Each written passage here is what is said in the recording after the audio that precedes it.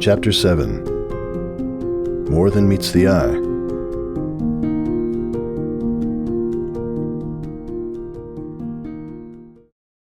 It's just so wrong, Rainbow said. Her lip was pulled back in a mildly disgusted scowl as she followed Applejack down the path towards Ponyville Park.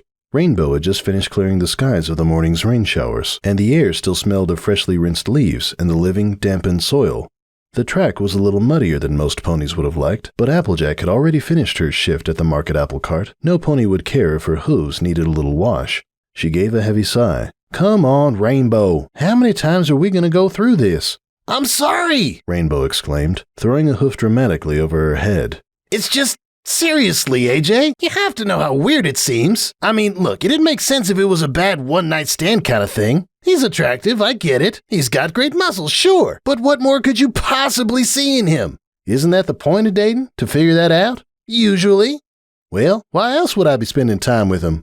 Blindness, bad ideas, Rainbow said with a markedly casual shrug. Then she couldn't keep her eyes from wandering away when she said, sending messages to other ponies?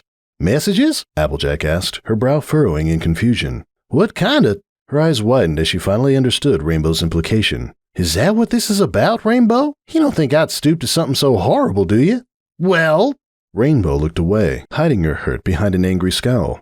What other reason would you have for picking him of all ponies? You know what kind of past he and I have.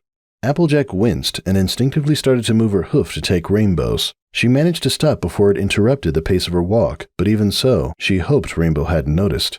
Oh, Rainbow. Another wince. They had almost gotten past all the awkwardness that had risen up between them, and now old habits had to go and start waking up out of nowhere. All the turmoil with Cupcake the other day had stirred up her own confused emotions more than she thought. I know things ain't been friendly between you two, and there's no one to blame for that but him. That's a fact. I almost shut the door on it from the get-go on account of that alone. So?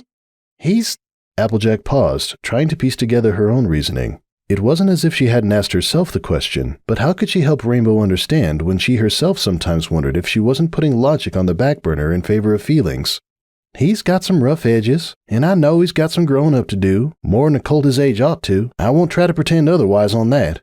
But I don't know. She hedged again, rubbing the back of her neck out of irritation with herself. I guess I feel like I see something more in him. Rainbow let out a bark of laughter, and she didn't seem to be making much of an effort to conceal the bitter scoffing it carried. Yeah, go on, laugh. But I do. He acts like an idiot. Worse than an idiot, Rainbow countered, frowning.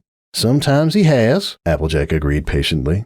But honestly, the more I spend time with him, the more I think there's a good, solid pony in there somewhere. And the Ruby walks around like is sort of an act. I mean, he started acting this way back when y'all were little foals. It doesn't really surprise me that he never quite figured out how to fit in without it. Kind of like he's got this nasty dragon skin he's learned to wear for every pony. And now, since they all think that's what he looks like, he just keeps wearing it to keep him happy. She shrugged. I think he's built it so thick, even he really doesn't think about what a good core he's got. But I think it's there. I guess I want to stick around and see if it sprouts true. You reforming hoops. Well, I guess if Fluttershy could tape Discord, no ponies off the table. Rainbow's words were light, but she couldn't conceal the frustration behind them, at least not from someone who knew what to look for. Applejack leaned a little farther forward, trying to get Rainbow to meet her eyes again. Come on, Rainbow. It ain't just a matter of him being attractive, even if that was some of what first drew my eye. But as it's gone on, there have been a few things he and I just see eye to eye on. But one thing's for sure, I'd never string along another pony just to get under your skin, and I sure as hey would never, ever do something like that to you. I know, Rainbow sighed. I'm worried about it, AJ. I don't want to see you get hurt. I had to grow up around him, and I never saw a feather's worth of weight to any of this good stuff you supposedly see in him. Aren't you supposed to speak up if you think your friend's getting into a bad relationship? Yar, Applejack said, giving Rainbow an earnest smile. And I appreciate you worrying about me. Really, I do. And if you think he ain't doing right by me, you've got every right to say so, either to him or me. But she straightened up a little, tipping her head and giving a confident grin. Just remember who you're talking to. I think I can handle myself. Yeah. Applejack frowned at the sudden distance in Rainbow's voice. She leaned forward again, fixing her eyes on Rainbow's with a concerned frown. Hey, it is just about it being hoops, isn't it? 'Cause I thought we'd both moved on. You've been out with a few gals since then, so I figured we were all right, so to speak. but if there's still something unresolved between us... No, Rainbow said. She shook her head firmly. I mean, if you say there isn't, then there isn't.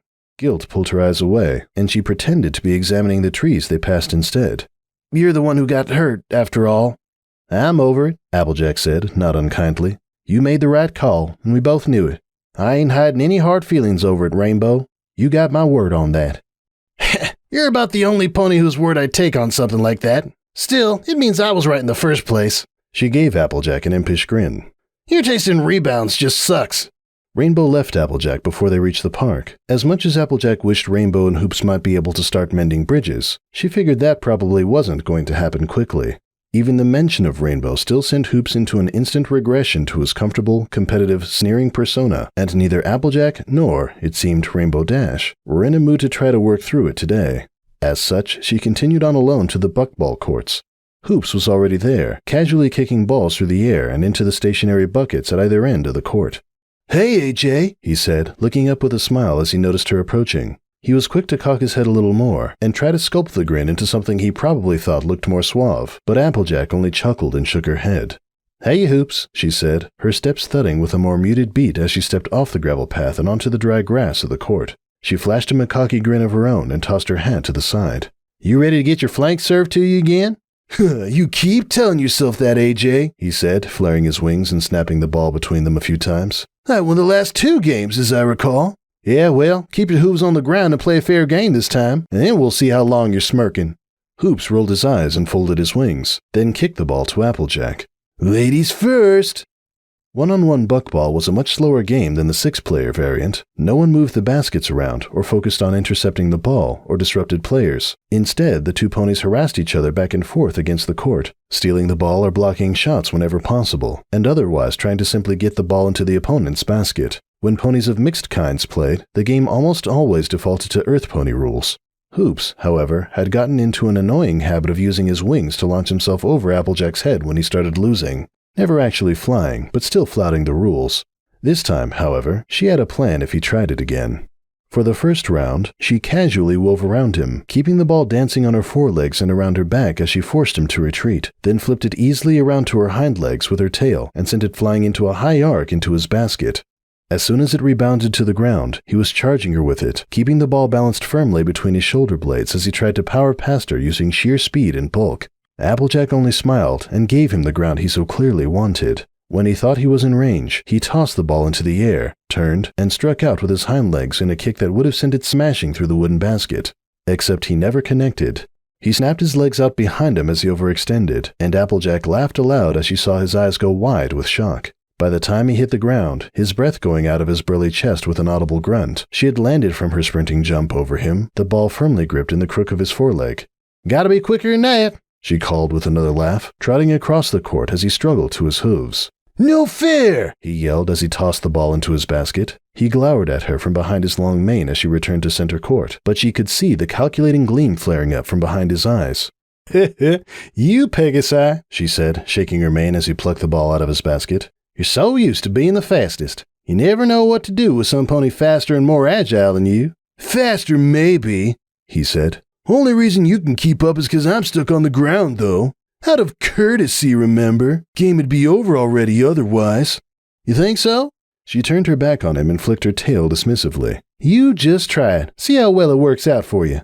She hoped she hadn't overplayed her cards. If she made him suspicious, he might just start flying out of spite to prove his point. A second later, however, and she didn't need to worry anymore. He was already too focused on the goal in front of him, his head completely in the moment and blind to the bigger picture. She heard his hooves thundering on the grass behind her, and she hid her smile as best she could as she whirled and crouched into a wide, defensive block. He carried the ball in his teeth, a sure sign he was in all or nothing. His mane was blown back from his face with the speed of his charge, flowing and rippling behind him and giving Applejack a rare glimpse of his green eyes. Such athletic charges were probably about the only time the main style actually worked like Hoops probably intended it to. In that moment, he went from looking cagey, calculating, and sloppy to clear-eyed, focused, and startlingly strong. His bulk, which would have made him stand out even among Earth ponies, let alone Pegasi, went from shapeless and slouched to channeled lines of muscle, tightening his body into a honed instrument, a javelin bearing down on Applejack with the force of a hurricane. The transformation was almost enough to make Applejack hate to ruin it for him. Almost. Indeed, if he kept to the rules, she might just let him barrel her out of the way and claim his goal. But nope, she thought, her smile widening just a smidgen as she saw the muscles around his wings tighten. She had goaded him too far, stirred up his competitive edge too easily, for him to try anything else except a clear proof of his superiority. As he drew near, he ducked into a running crouch, and one step later launched himself at Applejack in a tackle that would have flattened a hoofball quarterback. At the last moment, though, he flared his wings alongside his head and flung them back in one clean sweep, a motion so quick that Applejack barely had time to see it. It was enough, however, to give him more than a yard of altitude over Applejack. The last time he had tried it, Applejack had barely seen what he had done. She didn't buy his claim that he had simply managed to jump over her, that his wings had fluttered out of instinct from jumping so high and hadn't helped him get over her in the least. She had also taken to be a lie. And if she hadn't been waiting for it, he would have bewildered her just like last time, landing his basket before she had time to turn and pursue. Not this time! Even as the tips of his hooves were clearing the grass, Applejack was already flattening into her own leap. As he soared over her, no longer even looking down as he fixed his eyes on the prize of the basket, she was leaping up beneath him, body twisting as she turned herself upside down and brought her hooves up above her head. She then lashed out with a single kick, driving her hind hoof in just below Hoop's ribs. That, at least, was how she had imagined it happening. As it was, the grass was still slippery from the rain, and when she leaped, her hooves slid beneath her, and she left the ground an instant later than she had intended. Thus, when she twisted around and delivered the kick, she realized with horror that it struck much lower between his legs than she had aimed for. She heard him give a strangled screech, far higher in pitch than any sound she had ever heard him make. She lost sight of him as she fell back to the ground, the momentum from her blow slamming her back against the damp earth and knocking her own breath out with a loud oof. A second later, she heard something heavy tumble down just beyond her. The thuds of rolling, limp limbs sounded several times, and then there was nothing to be heard but the sporadic chirping of birds in nearby trees. Oof, Applejack groaned. She hadn't expected to be thrown back down quite so hard. Hoops? You okay? Hoops's voice sounded more like the lamentations of the dead than a single, healthy pony. Applejack rolled to her side and raised her head. She saw him curled up on the grass a yard or two away, wings splayed and limbs tucked up beneath him. The ball had bounced away and come to a stop a few yards from the basket, completely forgotten. Hoops? Applejack asked again, struggling to her hooves. Aw, hey, don't tell me I actually hurt him. I called foul, Hoops croaked in a small voice. Applejack couldn't help but crack a small grin. You do see the irony of that, don't you, you cheating bird? Puns, came the next wheeze. Daylight broken on the field, and all my filly friend has to offer is puns. This is what I get for dating an earth pony. Heh, Applejack chuckled. Sorry, Sugarcube. I didn't mean to hit you, below the girth, so to speak. You need me to get some ice or anything? I think I'm good, Hoops hiccuped in response. But I might throw in the towel a little early today. Yeah, I suppose that's fair, Applejack said, giving another chuckle as he started to stagger upright. Though, you know that means I win. Not a chance, Hoops cried. You incapacitated my team's best player. Wouldn't have happened if your team didn't cheat. But fine, you get a penalty goal. I'm still ahead by 1. Oh, cripes, AJ, can't we just call it a draw? Nope, she said airily, turning away and trotting to pick up the ball. Rules are rules. Oh, sweet Cirrus, Hoops grumbled, hobbling towards one of the benches at the side of the field. You earth pony mares are merciless. I did warn you I played rough. Rough, yes, Hoops said, sprawling onto the bench with a pained grimace. No pony said anything about getting gelded going up against you. Applejack couldn't help but laugh again, earning a dark glare from beneath Hoops's bangs. Oh, seriously, Sugarcube, you okay? I only meant to poke you out of the air. I'll be fine, he said, shifting his legs and wincing again.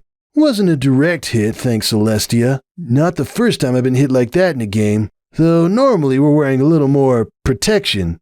Occupational hazard, I suppose, Applejack said, sitting down on the ground beside the bench. How'd the last few matches go, by the way? Hoops gave a long shrug, his shoulders scraping the weathered wood of the bench. Monday was good. We won by 3 points. They thrashed us Wednesday, though, in Friday's game. Applejack could hear him grind his teeth, then give a long sigh. We should have had it. We were up by 2 points from the first quarter, and they came back in the last 30 seconds with a pair of cheap one-pointers. Score was right on the guy for the second shot, too. Had a perfect setup to steal from him and just bungled it. They managed to score the winning point in overtime. Shoot, Applejack said. I'm sure sorry, Sugarcube. It's okay. It's how the game goes. I don't think many scouts are paying much attention anymore. We're basically locked out of the playoffs at this point, so it's just playing the games until the season's over. Applejack didn't need to know Hoops well to know he was playing the stoic. She could practically feel the frustration radiating from him. It was a feeling she herself was all too familiar with, especially after a bad rodeo season. In hindsight, maybe shouldn't have pushed so hard today. Might be he could have used a win to pick up his mood. The idea made her bite her lip in distaste, however. Throwing a game just to boost anyone's ego never sat well with her, and she knew how she would feel if Hoops or anyone did that out of pity for her. That wasn't why they met to play a few one-on-one matches every week. If anything, Applejack appreciated that Hoops gave her an honest, hard game every time. Well, mostly honest, she thought with a wry smile, but she knew he had only been fooling around by breaking the rules. As much as he despised losing, he had never once stormed off the field or been a sore loser on any count. Whatever coaches he had learned to play with over the years had apparently drilled that behavior out of him. The little bit of flying he had done was just to tease her, and maybe show off a little. That, Applejack had noted, was something he never missed an opportunity to do. Still, I'm sorry the season didn't quite pan out like you wanted. I know you were pretty gung-ho about some of the scouts that were hanging around this year. He'll be back next year, Hoops said with a dismissive wave of his hoof. If I even... Oh, I don't know. Something bothering you, Sugarcube? Hoops shifted, scooting a little closer to Applejack. She could see his wings twitching, though whether out of restlessness or irritation she couldn't tell. AJ, do you think I should even bother signing on next season? Now where the hay did that come from? Applejack asked. She turned sideways to face him and raised a questioning eyebrow. Why wouldn't you? You don't think I'm wasting my time with all this, do you? Lying on his back the way he was allowed his mane to fall away from his face, leaving his eyes clear again. Applejack still couldn't quite figure out why he left his mane so unstyled and hid his face behind his hair so much. His eyes were a little small for his face, giving him a very earnest expression whenever his mane didn't get in the way. Now he was staring listlessly up into the clouds, the edges of his brows turned down in a worried frown that almost looked sad. Maybe I shouldn't be spending as much time on the field as I do, instead of just keeping my head down and working at the factory. Of course I don't think that. Why would I? Hoops shrugged again. I don't know. I guess it's just that most Colts who make it into the pro leagues have already been drafted by my age. I'm starting to feel like if I was gonna get picked, they would have done it years ago. That's a lot of pressure to put on yourself. You've only been out of school a year or so, Hoops. That's my point, though. Most Colts get drafted while they're still playing for their school teams. But you did get drafted. By a Journey Colt league, Hoops grumbled. Not even the minor league. And I should have moved up by now, but I just feel stuck. A lot of the players around me have moved up. Score hasn't, Applejack offered, but Hoops only snorted derisively. Score barely puts in any effort for the team. He shows up, that's about it. I've been working outside of official practice 5 times as much as him. Not that it's done any good. He sighed. I don't know. I'm asking what you think. Do you think I should just stick with the amateur leagues for fun and start full-time at the factory? I think it's a little early to call it quits, Applejack answered slowly. I know you wanted to play in the big league since before you could walk. Hoops snorted. Doesn't mean it'll happen though, right? It still could. Besides, it's your special talent, ain't it? Hoops tilted his head back, looking at her upside down, and gave her a sour grin. Hey, Jay, there's less than 500 ponies in the EBA. There are probably more ponies with a talent for sports in one city than get to play in the top leagues, I promise you that. Talent doesn't really have anything to do with it at that level.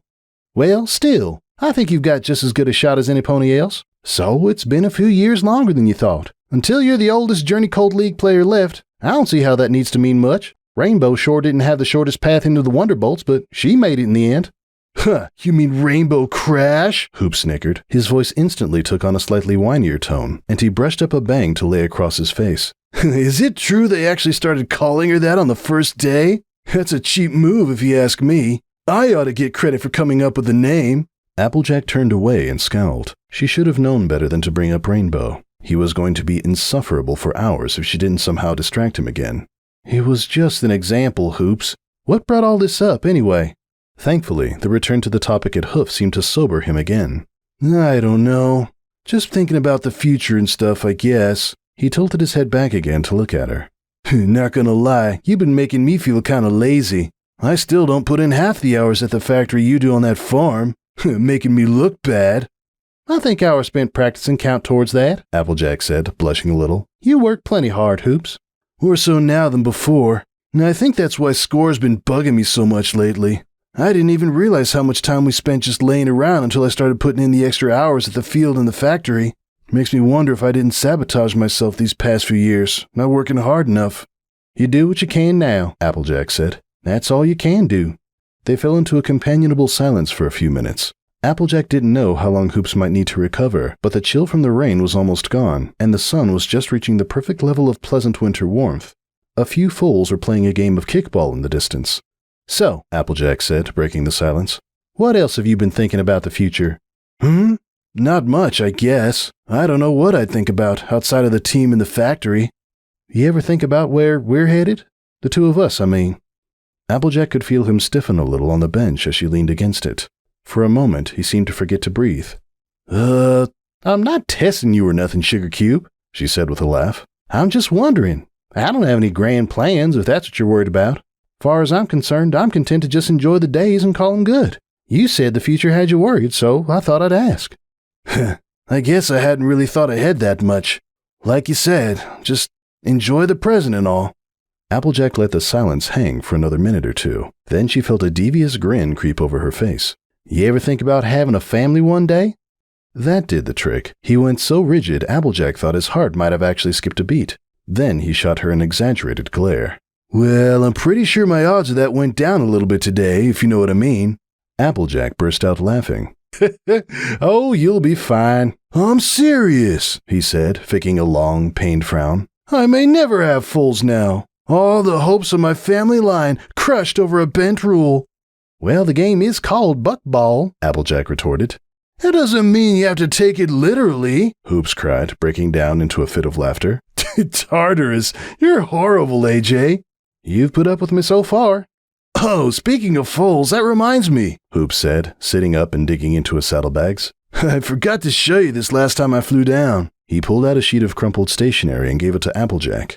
Get a load of this. Score wrote it up to try to scare me the other day. Could the guy get any more lame? Applejack smoothed the paper and ran her eyes over it, holding an amused smile as she waited to understand what kind of prank Score had tried to play. As she read, however, every ounce of mirth drained out of her, replaced by a new block of ice dripping into her stomach with every paragraph. Like I'd fall for something like that, Hoops chuckled. He glanced at Applejack, and his smile grew fixed as he saw the color draining from her face. AJ? He gave a nervous chuckle. Applejack, I swear it's fake. Score made it up. I don't even know where he got the name, but that's why it's so stupid. If he wanted to scare me, he should have used your name or something. The wavering grin finally fell from his face as Applejack continued to stare, frozen, at the letter. AJ? You okay? Gee, say something. You look like some pony died. Applejack felt a panicked lump as large and as dry as a red delicious form in her throat. She swallowed painfully, trying to clear her voice. Hoops? Yeah? Have you ever been to Las Pegasus?